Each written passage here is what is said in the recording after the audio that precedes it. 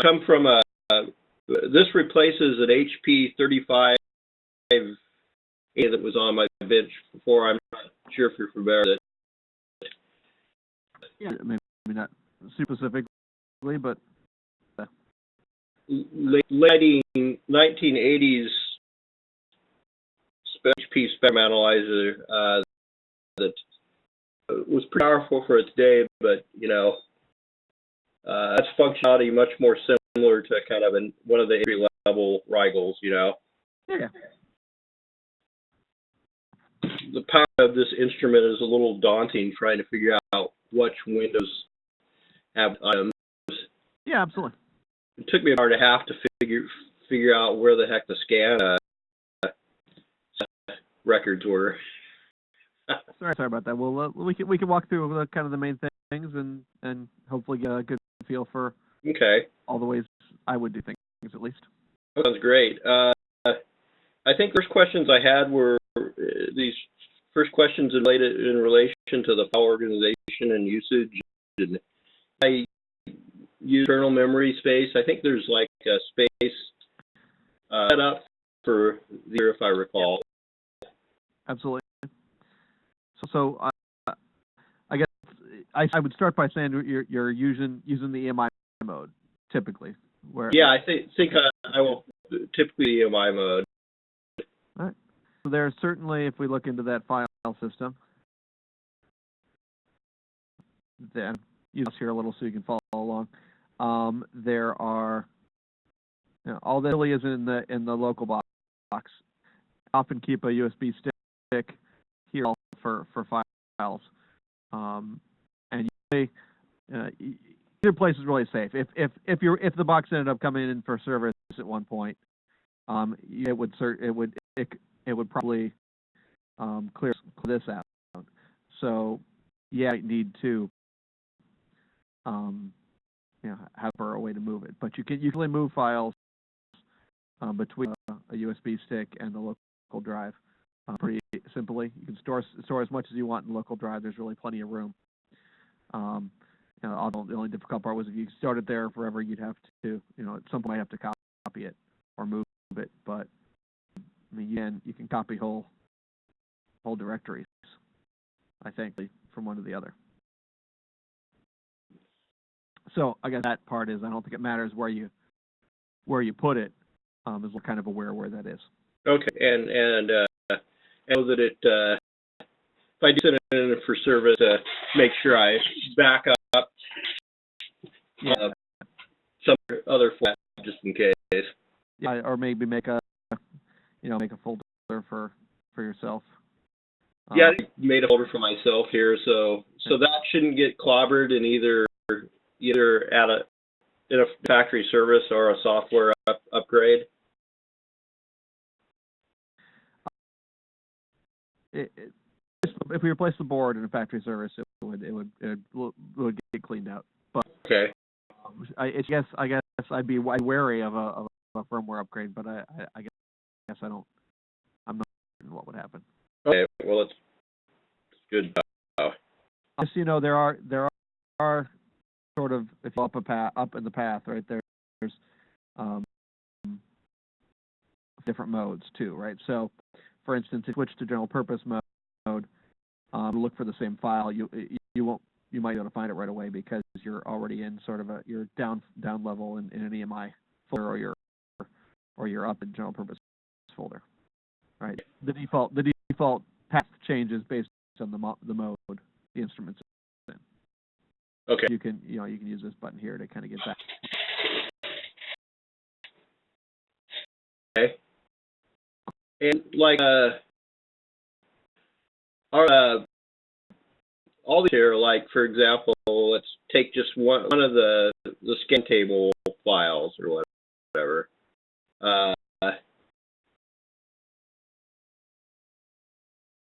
There don't appear to be any in mine here, but are they non-volatile, or can I overwrite them, or? Everything saved in here is non-volatile. It could be overwritten, but it's easy to do by accident, right? So, and Okay. after you hit the save button, so here, I'll try to, you see these follow with the things you can save.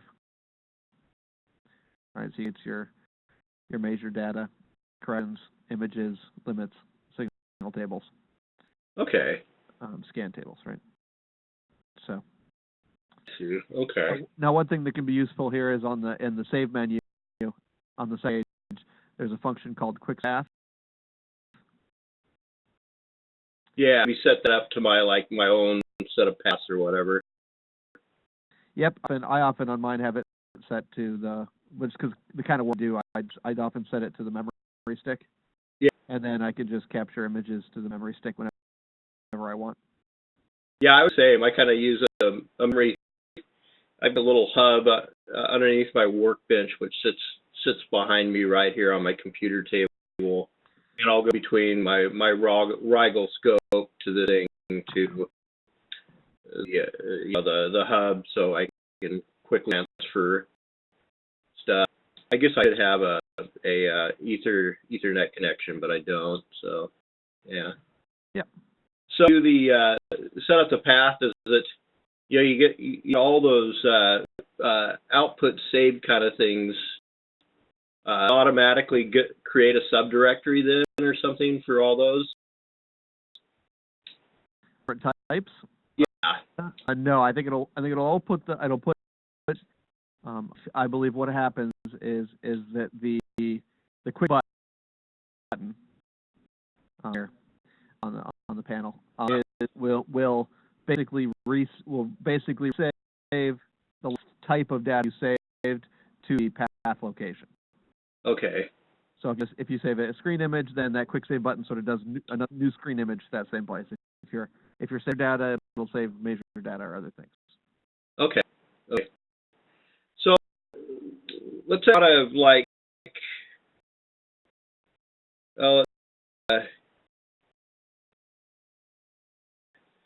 I guess, but let's go on to B of my thing.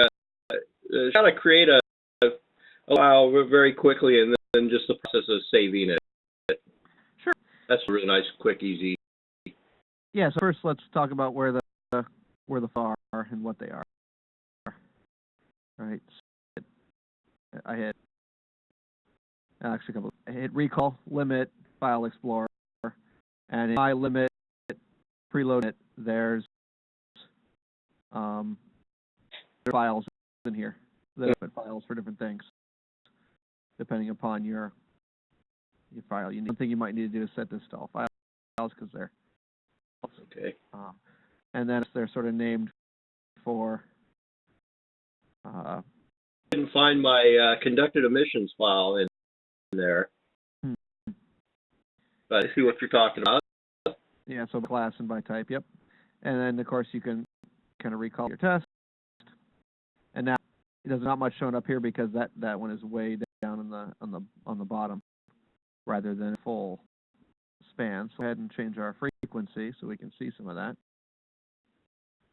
Oops, I went to this. There's that file type down below. Sure. 100 megahertz or whatever. So let's take one, right? So okay, let's finish that. So we read that line, go ahead, and the measure setup, which is where all the magic is. Okay. The setup button really gives you access to all the signal tables, limits, and the overall scan sequence. Limit test, then we can go ahead and turn that on, and here we can edit the limit. Yeah. Here there are points that are in there. Delete points, whatever. Yep. And this is where I might. Oh, where I'm there, and I just need to put the num lock on. If I go to. Board with your instrument? Sometimes, especially if I'm using it with a monitor. Mouse, it becomes pretty handy. Yeah, what I found my bench is a little deep too, so it's a stretch. So it's a pretty good interface to at least get like my big setups configured, whatever, you know. Yeah. So there, for instance, like that, and this, which actually I'm going to hit the exit out of there. So, and then you can also, you can also do these points around with your finger. Okay. On the limit line. Now, obviously, if you urge them sometimes and do different things, right? So you got to Sure. But you have to make new ones. A combination of tools where you can really customize your limit lines however you really want. And then when you want, right, you can go ahead and hit save, limit. You want here, we're using limit 1.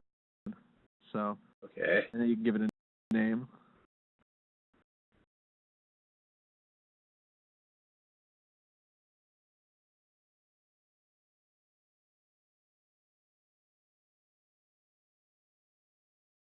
And so where? And then go ahead and hit save. Two. Let's go file menu. File. So I bet that went into the limit there. There it is. From there, I could copy it to paste it over to my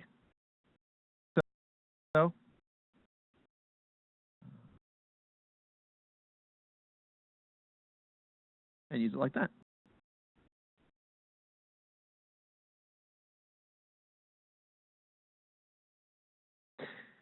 So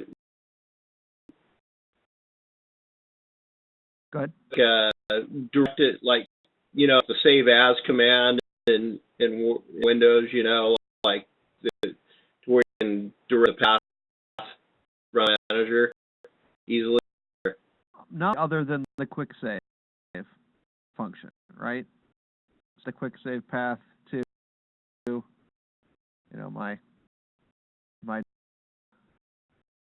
and hit, and then I tweak this limit line, hit quick save. See, it created line limit file.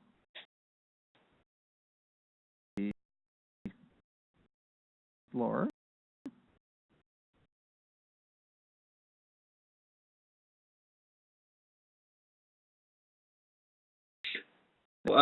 Here, right? Yeah. Since it does save into the local,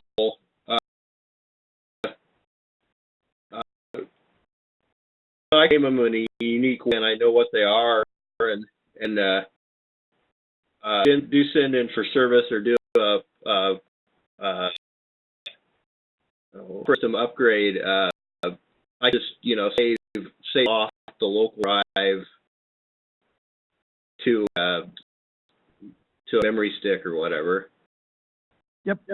And probably that would probably be pretty workable. How about internal memory? I forget. There's a lot of space, but I'm not sure I know the total number. Just wonder memory stick I need. In my it's not that. Just yeah. It's all really sort of little data sets, right? Yeah, pretty small files. Yeah. Okay. Well, that's helpful. All right, let's hit a couple more things here that I think are kind of useful. But first, one thing that's important about sort of the view. This pop up, but if you see the kind of key lock and touch lock buttons, and right below those, there's two buttons that allow you to kind of manipulate the front panel. Yeah. So I don't know if you've seen those, but yeah. Okay. Where you can on just one screen or have several viewable. Yeah, I've been using those. Okay, so that's a good way to kind of get to optimize the view you need. And now, let's talk about the kind of the how you talked a lot kind of how to save or what kind of the best way to save data is from formatting perspective. So let's go ahead and do that. So in the save menu, the best for kind of an EMI report sort of structure is really the major data function. This only saves kind of one trace at a time, but if you save, for instance, results, it gives you a mail output or a PDF output, and this is where you can type in, you know,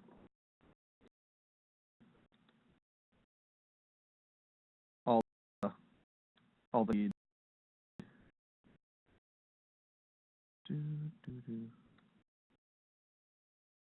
oops. So, is file name you're giving it, or? This I would type in things like unit 123 at power. Yeah, yeah. Yes, be a little careful because you get a lot of the key functions in place. But oops, what is that? Caps lock. But the function which gives you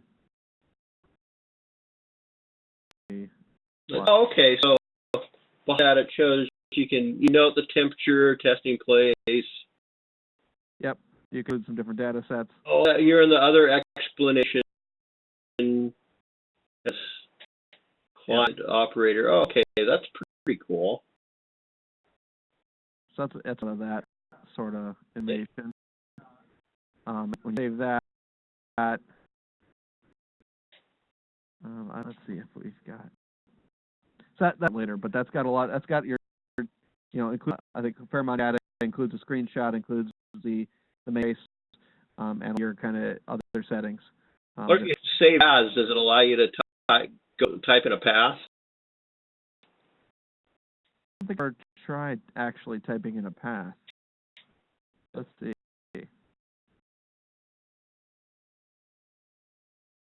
I can't. Yeah.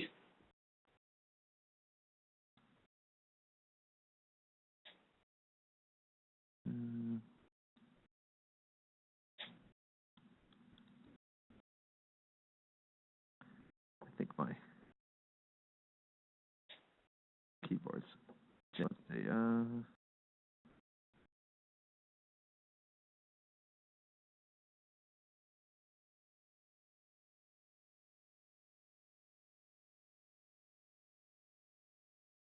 Oops, still Chinese.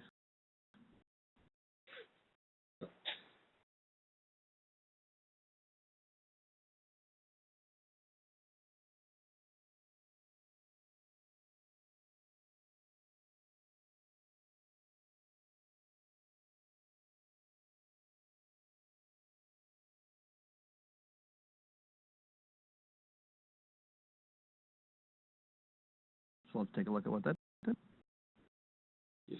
Should I?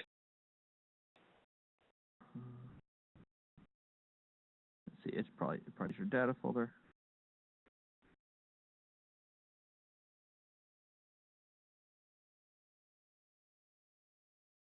So I don't think it knows how to. That's what the images look like in the PDF, right? So that and that. So Let's see. we look at the PDF on the computer, but take the path. So that would be for presentation purpose.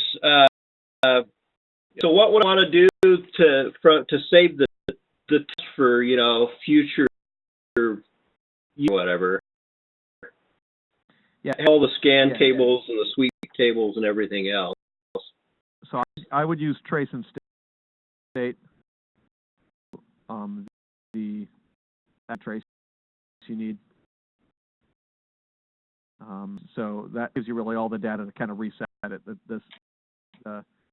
So if we just go ahead and so if you say state and put it, you should just run it right directly again. Old data, and you can just write over the old data or whatever. Yep. Okay. One thing I might do, he was doing that would be to use, for instance, let's say we have trace 1 in clear write mode. You know, let's quick scan so we have some data. Major setup, scan table. Turn some of these off so we get this. And then It'll select whatever scan table you came up with. Or does it? Sorry? Does it, if you create a specific scan table and then load that in, will it go back and fetch that scan table, or?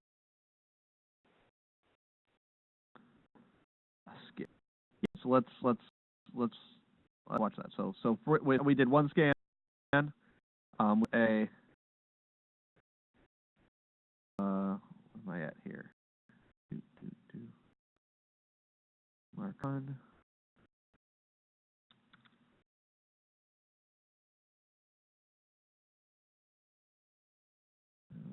Let's go. So let's set start frequency to 10 meg. All right, there we go. So there we got some data.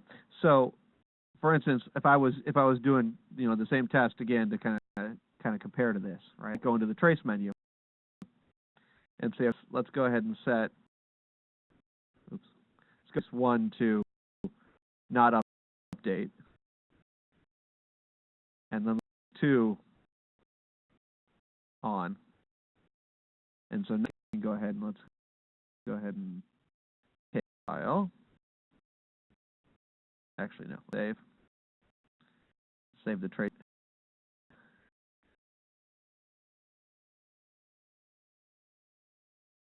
Oops. And those are my initials. Okay. All right, trace and state. So I guess I'm gonna hit preset. See if that goes. So, Yeah. now let's go ahead and pull that trace and state. Oops. Trick to the what is you if you double click the file, opens it in there, which is binary. So don't double click it. You want to highlight it and then hit recall. I didn't hit recall. Okay. Yeah, it's going to be effective. Well, great mistake for me to see. I would have been a little worried seeing that. That's great. Yeah. So that's you can see kind of that pulled data back up. That pulled the signal table back up. The back up, and then if we go to this menu, turn off. So we open that scan is and hit sweep and start. Now I swept a blue line right on top of the yellow. Yeah. So I can do immediate sort of compare to previous data without. Yeah. That's cool. Yeah. Yeah. So I find cool. That's very good. As we see, if we go to the major setup, and we can see just that one, just right. So it reset those 3 tests and changed all the functions. We had all the data saved in that state plus trace info. And if I want to, I could create a modified scan table, like copy and paste, right, and edit it. Absolutely. And I would just refer to, that scan table. Yep. Okay. Yeah. Clear those. Want to really. So Zach, let's see what all we can save again for the. Saves everything other than a trace, right? Everything. Yeah. Measurements is that like a, Yeah, that's the report we talked about in a PDF, right? oh, that's right, that's right. How do we, where's the go back? Yeah. So I'm hitting the turnaround arrow up next to the menus. I saw that question, but I haven't looked in the menu. I'm not sure if there's a keyword cut for that or not. Okay. I'll have to look it up. These limits. Image is just a quick and dirty screen. Yes. Do a screen image. Well, obviously I do it a fair amount for, to send setups to customers, or just, hey, this is what it should look like. Kind Okay. of, Okay. I think it's valuable from a, hey, there's a test and this is the, I saw a peak here or something that was interesting, but I don't really want to save all the data for some reason or whatever. So if you've got a big signal table, it'll print out all that and everything too, right?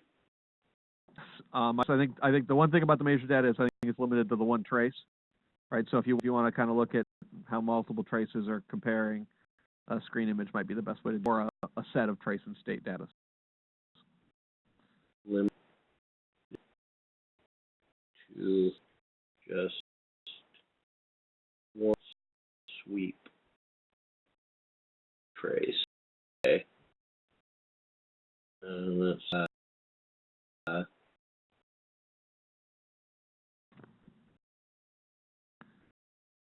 not limited. It probably isn't as good a resolution either, right? It's HDR, so it's resolution. Okay. But I mean, it's for a monitor or for your screen. It's it's there, right? It's everything that's on the display. So it's a true pixel rotation of what you're seeing when you hit the button. Yeah. Okay. Is is there any way to invert the color palette so you don't use so much black? It's a good. There was something in here, but I forget. Results. Screen option. So Results. can you go on screen real quick? We're gonna be able to see it on here, but it's Okay, so that's just, that only report. Oh, that's really good information. Just a second. Yes, yeah, that's on a major results report. You should do that on just a screen image. So in the image.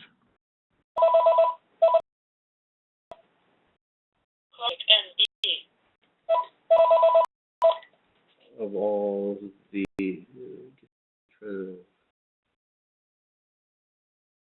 black, white. The Rigol scope, I into I just use paint and just invert, Yep. Hey, that's getting cool, man. Yes, there. That's a real simple thing, but it really will be a saver. Okay, good. So let's look a little bit at kind of the speed questions, which I think are important, and how that works. And I think for me that how we want to use the meters. So into mode. The question is, why is it so ungodly slow? Yeah. So all really about the detectors. An area where I would use the meters instead. So let's first get a mode set up. Work on these meters a little bit. So control. I prefer to have 3 meters running. One at peak, and then 3 for average. Different kind of limits and stuff for that, but then I also prefer to usually to the marker, but you can do the signal as well. What it does is the purple vertical line here. Yeah. Is where meter is currently running, and so where I put this marker, I go ahead and change this. And do I typically have the cat up as like a peak capture or something, so it does it quick, or? Would absolutely peak set the traces to peak for the most part, especially in kind of a pre-compliance setup. And I go ahead and look at interesting data and then see how it compares in peak, quasi-peak, or CISPR average mode. So in this text, we go into setup, we set the table, set our scan table, and this is where you set the RBW, which affects the speed certainly, and you can see the sweep time for each setup. Let's say, for instance, we got there. We go. And number 2. Yep. Scan time is 4 seconds. It says. 7.4. Excuse me, 7.4. But I mean, it takes like forever. So let's look at that one. So go ahead and do, just so it's a little lazy, I'm going to switch it out to 120, I guess. Oops, nope. 20. And so we can run that on. So we got a couple running for a total of less than a second probably. So we can run. And if we go just for show, so we'll go to sweep, easy, nice and fast, right? So the trick is that's running peak detectors. And so let's go ahead and turn channel trace 1 on. Let's get 2.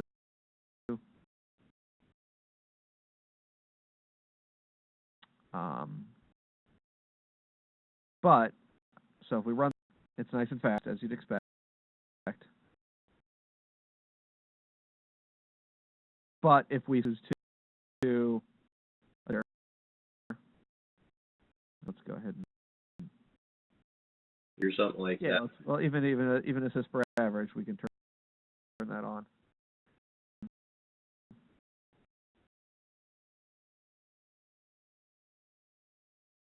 And so all of a sudden we've moved out to 3,000 seconds, right? So you get 1-2 kiloseconds, right? The certainly for with work, both the CISPR average detector average take quite a bit of time, and that's really sort of the function of the detectors themselves is to be able to capture quick pulse and move them out of time. So it has to take a little longer look at the data. So 1,000 seconds by let's see, 3,000 and divide by, so that's 50 minutes. So yeah, so that's what typically do that, especially with the kind of setups where I have it's really pre-compliance work largely. So at the end of the deal, or at the end of the day, it's the end of the day when you're close, or maybe at lunchtime you set it up to run a QP or something like that. Yeah. And you all the time if you run a QP, well, I wouldn't want to run a QP and an average at the same time because you can only save instrument data one trace, right? Well, save it twice, right? You could save a set with trace 1 and with trace 2, and save both of them as sort of the quasi-peak, and one is the average test from only running the test once. Would it do test time if you tried to run them both? I don't think it does. I think it can do them some parallel. Okay. I'm not sure I've tested this. One of the things I would do is, as we can see, sort of you could take this marker and move it to or whatever. Yeah, I'm in the limit line for some reason. But you move that one up the screen. And then here. So the other thing you can actually do is set this up so that will run through the whole signal table automatically. Right? These sort of quasi-peak limits and or CISPR averages here. So we aren't actively catching a or it will appear that it's capturing from a signal table, is it? Yeah, it's typically appending. That's why it doesn't look quite like it's set up the scan as auto repeating or whatever. Yeah, but in this case, I guess I typically would delete those. And also do the clear list and start is what probably is the most effective in the sweep menu. So if I clear list and start and I changed it so it would have a fewer sets of those going towards all those. Remember how to do the final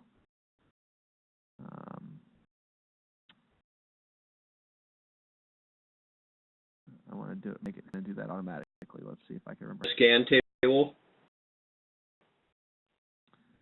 Well, I have to go through this the signal table and do a final test of these.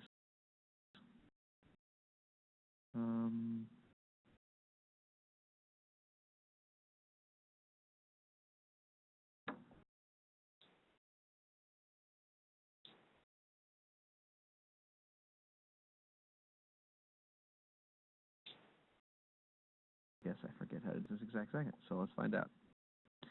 It's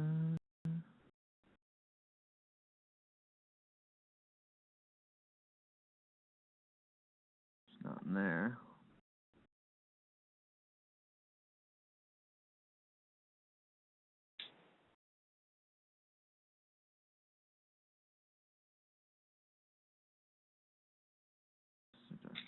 Dwell time.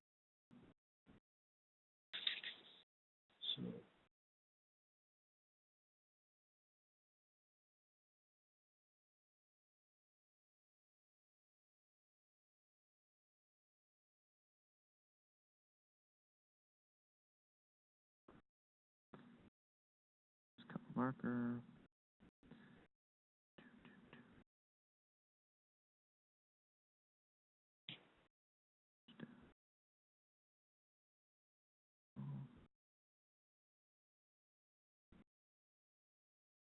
So your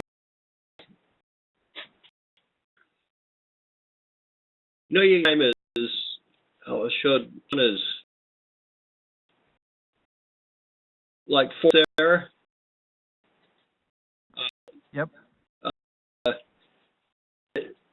What is sweep time? Is that the scan time indicative of? That's just if it's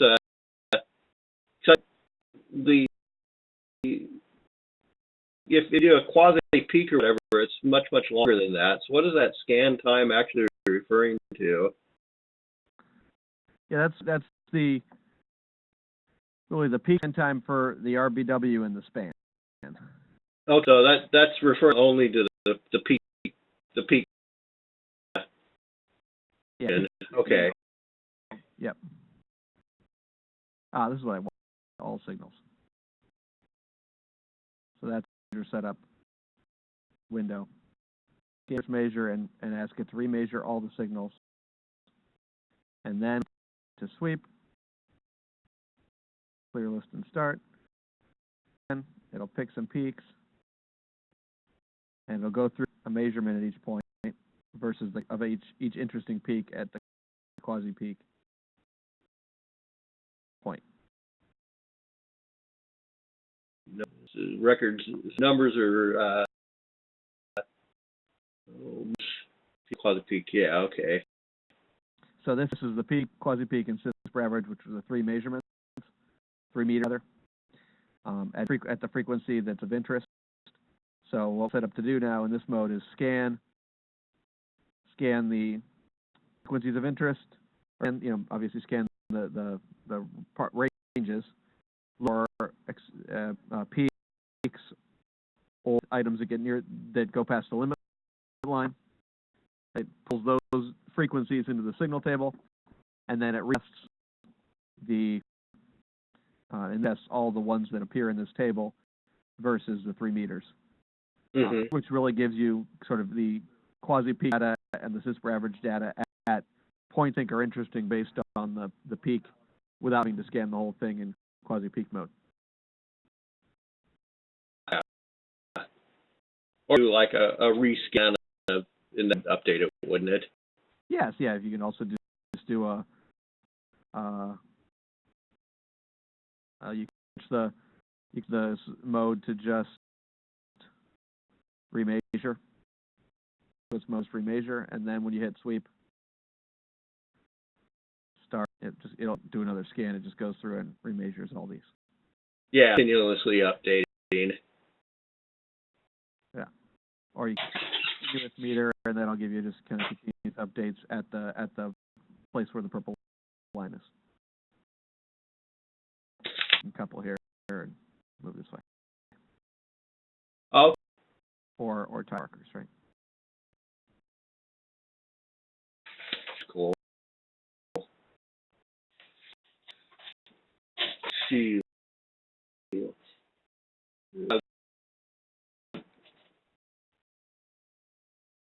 To set up markers and add markers. Okay, the kind of the marker and the peak and the functions all work together. So, and this is where you can say, all right, I've got all 8. You can move between all 8 markers as you want. Assign them to a trace. If they're delta markers, you can assign them to a reference trace, so they give you a differential between the 2 traces. Okay. And then there's magic all markers off when things out of hand. Okay. And you have up to 8 markers. Yep, up to 8 markers. Okay. I think to make the markers then, so that's kind of how you sort of say, here you're going to do housekeeping on markers in the marker window, right? So use the marker as the marker function button for start. Lets you. What was that doing? Marker. That didn't work. The marker 2 is what I was looking for. Allow to kind of say this particular. I want to move it to the list. I want to move things between the markers, the meters, and the signal list in different ways, right? So I can this marker I have is of real importance. I can just add it to the list. And that way, the next time I do a rescan, it'll check that frequency, right? Or change this meter and add the meter and change that to the marker frequency, right? So if the marker is not there, it would work. So different way to manipulate the markers between the lists and the meters is the marker 2 button or the marker with the arrow. The marker button allows you to set kind of different, I guess, detectors and markers as well. What if I find something of interest on the screen that I want to create a marker? See, I guess kind of want to do. I would use the peak button often, right? So if there's interesting things, right? I might just hit left. Here the one is particularly interesting. I might then either move a list Okay. redone there, or you're always getting that marker data up here in the top, right? So that's frequency, the amplitude. Okay. Actually, I like the kind of remeasure mode where I've got meters coupled in the setup. I've got the meters coupled to the marker, so when I move, it's constantly sort of updating the readings here live. Yeah. Okay. So I use that as a good reference as well. Okay. Okay. An area where if you saw the quasi peak was a lot higher than the peak, then you've got you have some sort of short duration pulse of pretty high power that's maybe interesting there. Yeah. Okay. Different things. Yeah, those kind of between the peak marker function and the marker arrow buttons is how I would use those four kind of menus to set up the markers. And all those are saved in the test if you want to, right? In a state. State. Yeah. Save. I give it a go.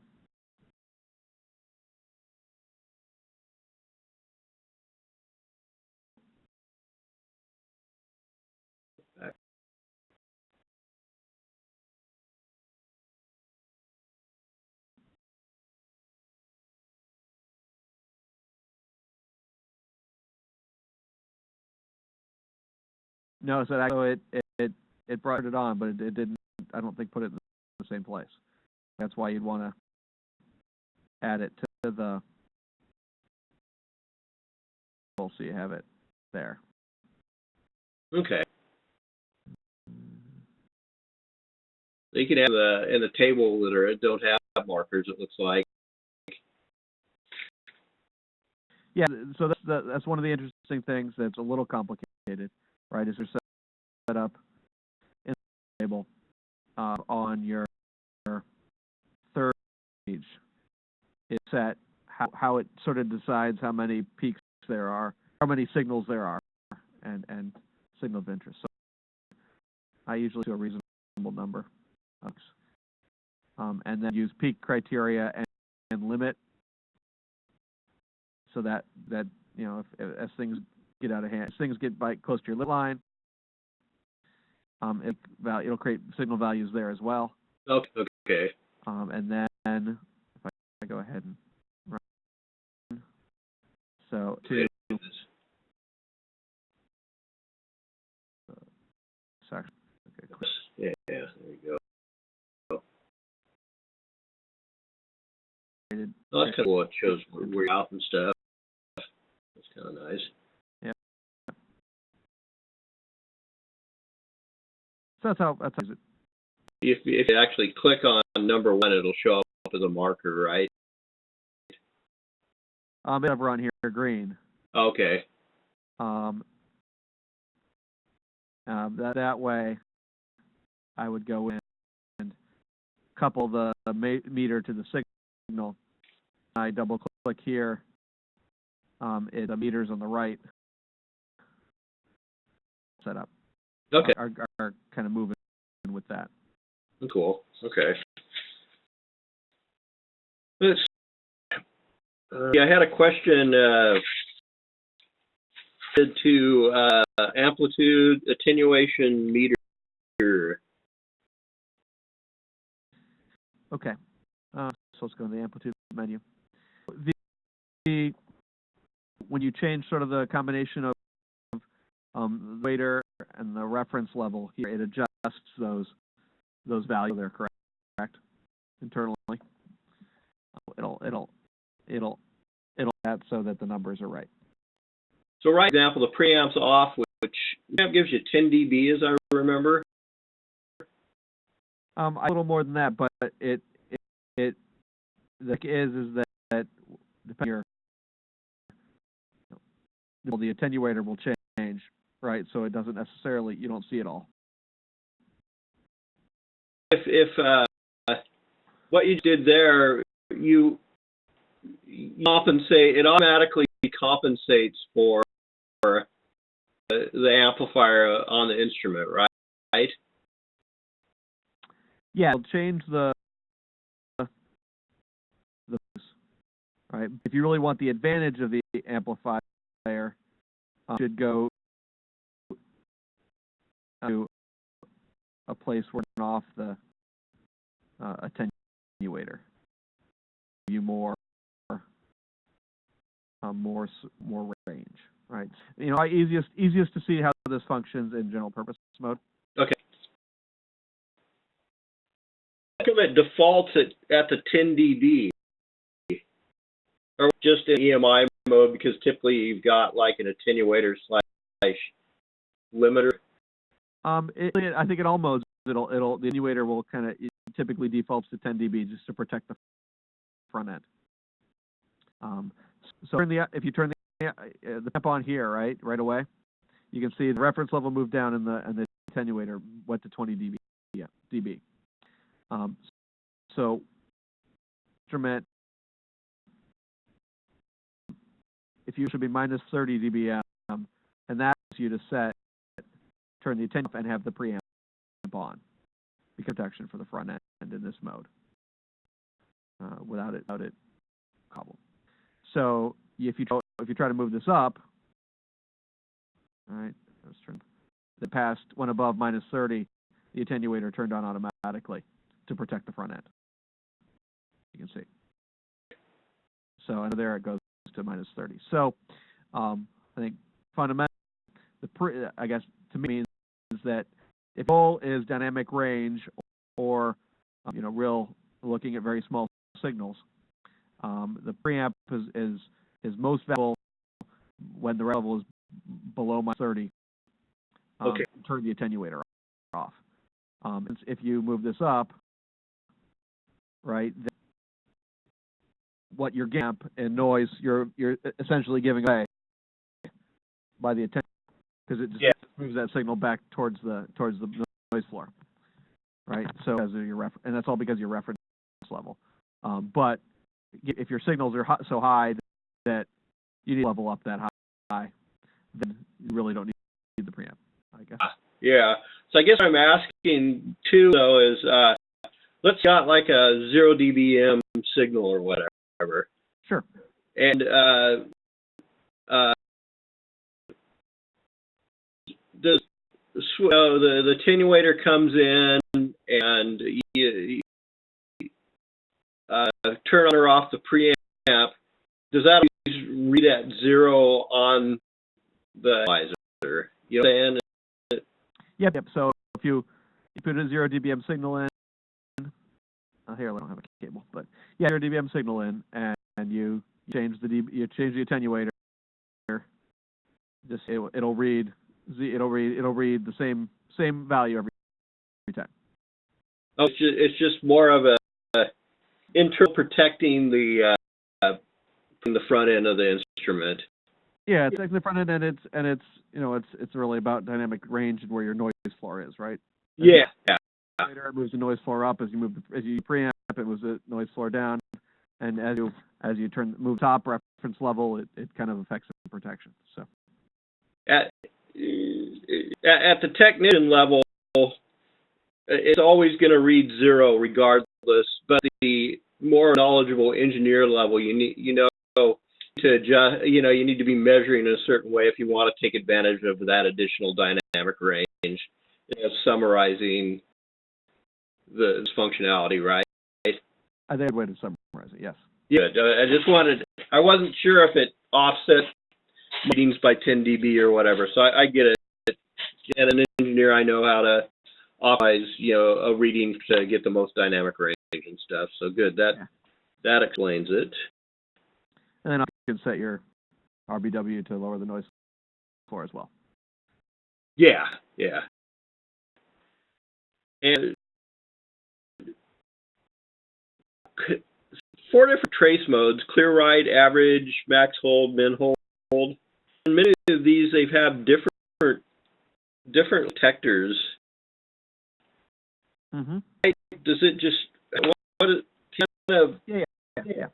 So clear write is essentially like a normal mode. It always, as you can see, let's leave this one. So we're going to leave trace 1 is clear write, and that yellow trace there. Turn trace 2 on, is always the last data. In this clear write's always the last data run, just clean. In average mode, every data set gets added to sort of a running combined average. So you can see the blue changing slightly from the yellow as peaks are being averaged out. Yeah. And the noise floor is starting to drop slightly. Let's go to add tree. Right. So in this case, instead of averaging it, it's just taking it just takes the maximum value of each at each frequency and leave it on the screen. So if a scan, it would if higher. And then mid hold is the opposite of that, right? Yeah, I think max hold. I was doing the equivalent of that on my old HP, to kind of, if I will, quasi peak normally measured a couple dB better than what I was seeing as a max hold or whatever. Yep. Yeah. Okay. So and as long as I don't select a type like the as I peak, what tests really take a long time? And you got yeah. I'll write this out a bit here. Not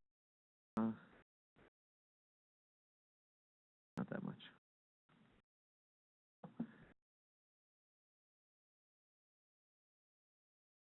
Okay, so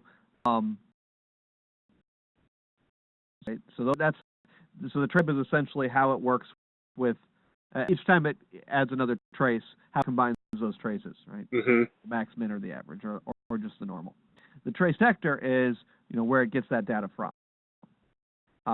So with really about samples within the digitals within sort of frequency the bucket capture. All right, so it captures really a series of sort of digitized values. Really like I think there's has to do with kind of the VBW settings and the point spread, but if you want positive peak in essence takes the maximum of the options in there, negative peak takes the negative the minus. Normal is there are two ways to do sort of random selection there, and then different ways to average that data together too. Quasi peak, which again does a little bit of a longer view. But the average ones would probably be longer too, right? The regular average, not really. Because it's really just looking at that same data. It's looking at that same data set. Maybe it's doing one calculation on it and just picking one out of there. So it can be a little longer. But quasi peak's the only one that's really a major. Quasi peak and the CISPR average, the EMI side, are the only major ones that are problematic. Let's see. From a timing perspective. So Q peak and CISPR average are the types. Oops. Maybe CISPR average isn't available in just the general instrument mode, I don't think, right?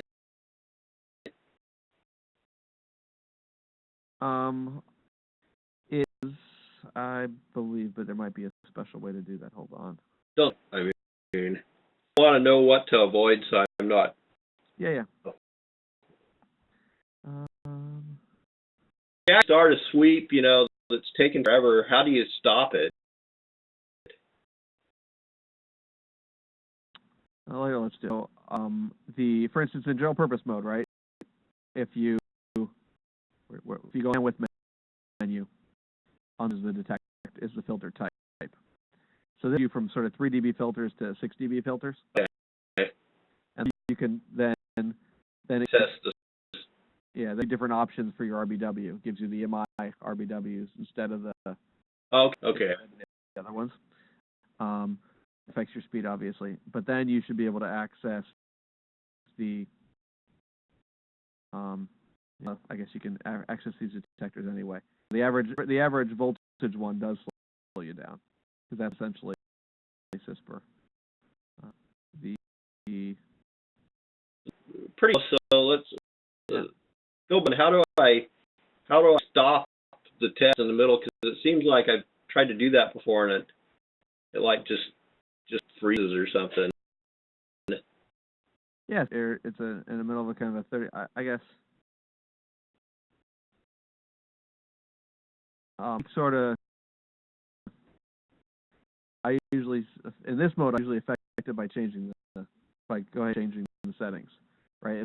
When you change the settings, it sort of resets that scan and starts again. Okay. Sort of automatically, right? So. For mode or something like that. Yeah. So really, it's pretty responsive in that way. So if you say, for instance, let's if I set up a 60,000 second scan, it's in that starting. Let's actually so we can see it move a little. So here's a 34-second scan, so we can see it started there. It's doing a section. Yeah. Right. If I go and just change the center frequency, it immediately scan. Oh. Right.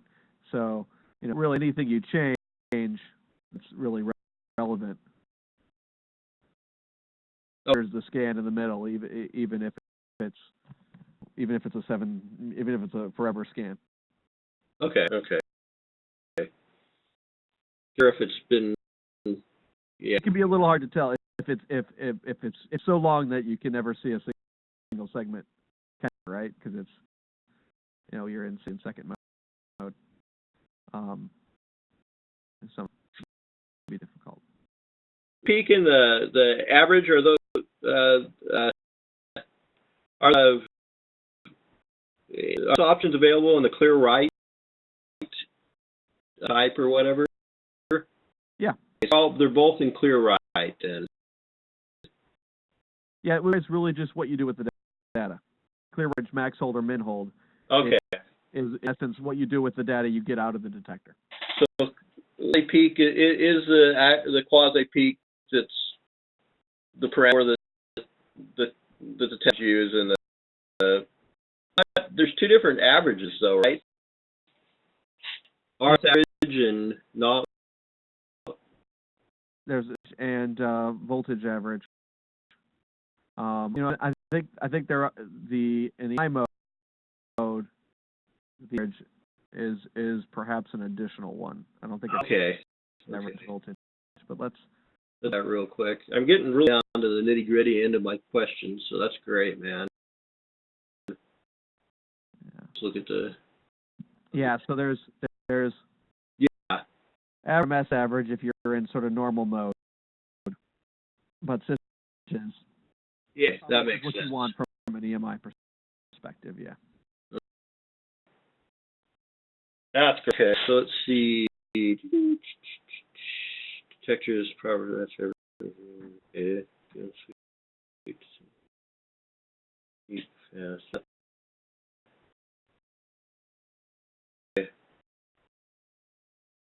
A quick look at the real-time stuff.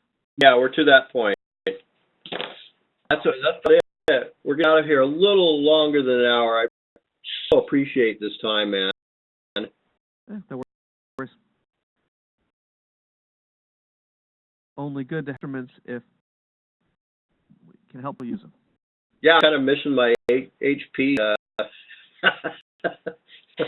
And no offense to run the manual's pretty horrible. Yeah. No. But like $2,500 for your instrument, right? Yeah. Get this going.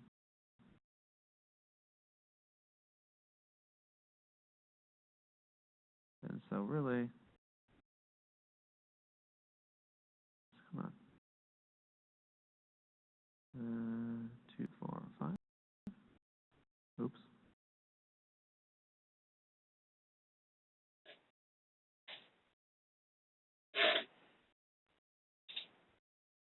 IMC consulting too, or just? We don't do too much real consulting now, but we'll. Your full-time gig is sales then? Yep, go product development work and other things. So we're always working on something. A piece of the 2.4 gig Wi-Fi band. Okay. Those wider spurts there are Wi-Fi pieces, and these little ones that pop up here. These are little Bluetooth access from my mouse or my phone, probably. Okay. So you can see kind of those, just because I got half of an antenna on here, apparently. But yeah, so the great thing about the real time is obviously I use density a lot. This gives you for how things are in time, but gives you that real feel, real time kind of look. Mm-hmm. I use RBW2 a lot in the bandwidth setting. So in real time, once you set your span, you realize RBW choices, RBW 1 through 6. 6 widens them out the most, and the breadth of that detector gives you sort of the solution. Well, yeah, but the quickest probability of intercept, right? So yeah, okay. In essence, in this mode, you're guaranteed to see a span. You'd be guaranteed to see any sort of a pulse that was longer than like 7.5 microseconds. Captures for super fast pulses. I prefer W1 and 2 because in the normal span mode, RBW and 2 are seamless, which means that the FFTs are overlapping at least, so that a super quick pulse might get averaged in the data. No pulse is completely ignored. That's how I think about the bandwidth settings. The best thing about it is the views, right? So I often use it looks a lot like general purpose mode, just gives you the one trace. Sort of a set of the last 100 traces in kind of a nice density display. In fact, there's a Keller palette here in the major setup. So if you like something like that a little better, I use this one a lot because I like the intensity look of it. But most important is once you have density, then looking at it as a spectrogram view is powerful. So if we have spectrogram and to adjust the hue here, so now you can see those big Wi-Fi pulses, those pulses that are happening over time, Wi-Fi activating and deactivating. Looks like my depth sound on my boat. Yeah, exactly. And then of course you can use the buttons below to kind of make those bigger or whatever. Yeah. And I think the thing that's important / interesting is the power versus time view.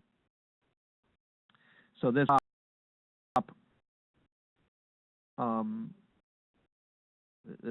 top window just captures real temperatures, but also also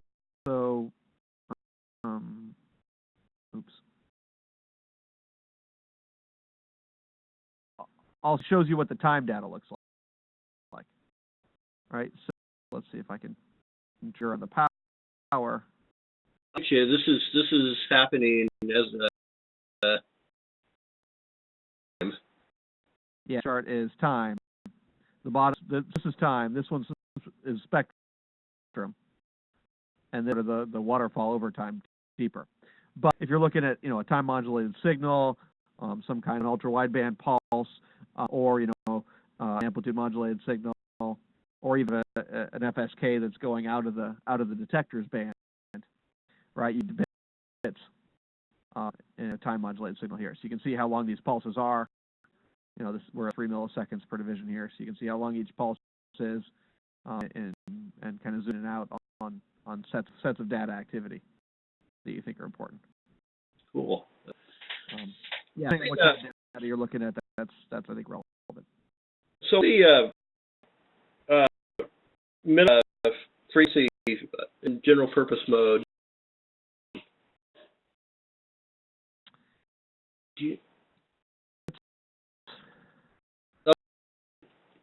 It doesn't go down like below 10 kilohertz.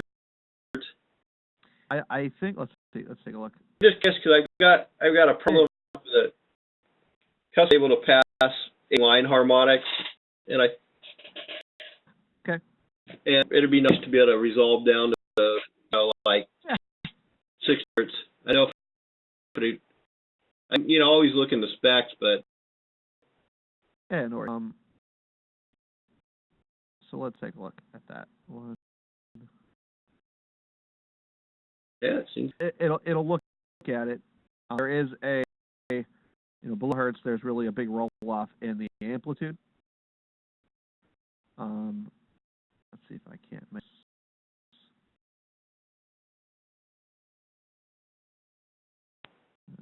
Setting up something's weird. Let me reset it again. And then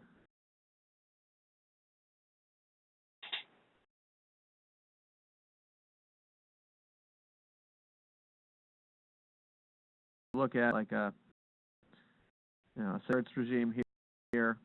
All right, a lot of roll off, amplitude, and turn. The preamp doesn't do you any good down there. So a little bit. All right. So if further, what you'll see there's a real system power peak right at about I think 10 hertz, 11 hertz. There's a big sort of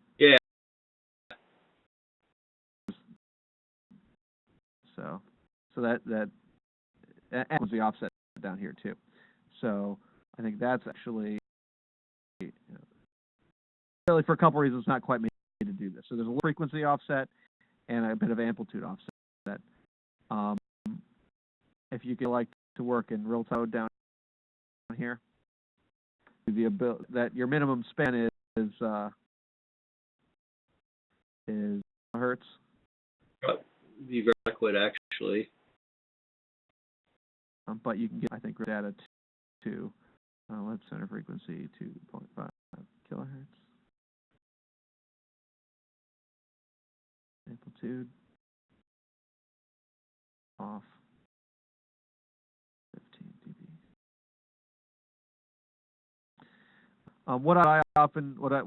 If I need good measurements down here, honestly, what I do to generator in